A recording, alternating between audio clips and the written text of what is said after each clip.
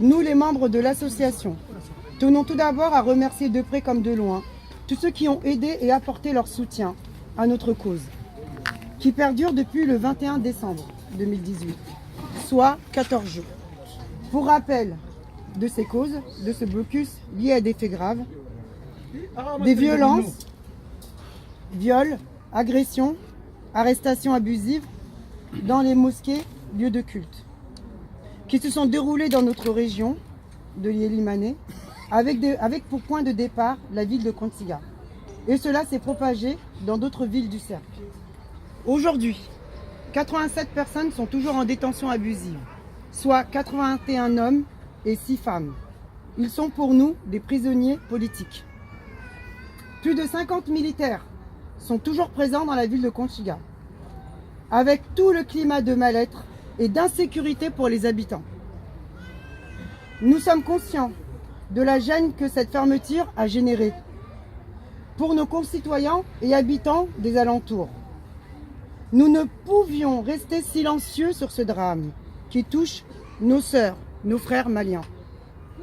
Le Mali doit rester une entité, à ne pas diviser. Nous sommes tous maliens, tous ensemble, un peuple, un but, une foi. Lors de notre entretien du 31 décembre 2018, votre souhait, monsieur l'ambassadeur, était d'amorcer un processus de dialogue avec investigation et solutions pérennes, à la condition que le consulat puisse retrouver sa mission première et la libération de son accès.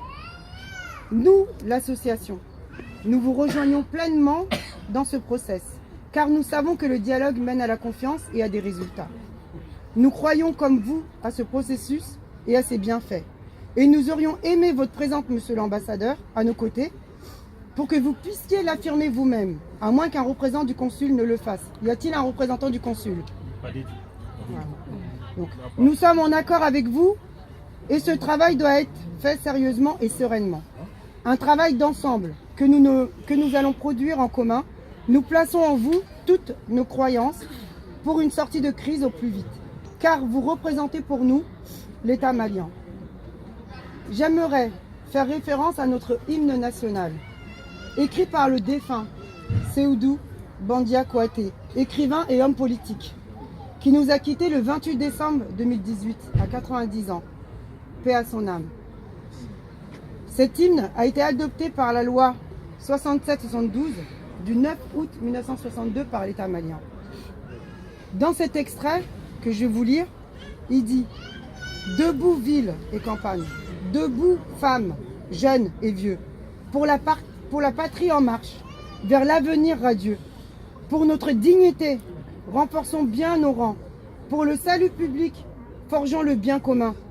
Ensemble, au coude à coude, faisons le sentier du bonheur. » Des phrases qui ressemblent complètement à l'association d'Agakane au jour d'aujourd'hui.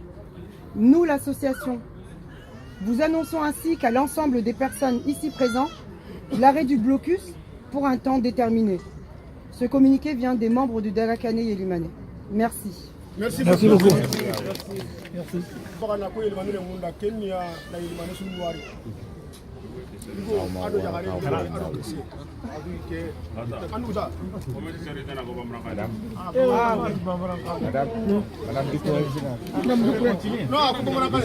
Membre du bureau. Ouais, je suis membre du bureau, mais de la commune de Tamarala.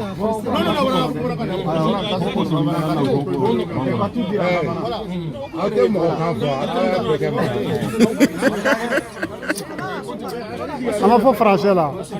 Peut-être pas au camion.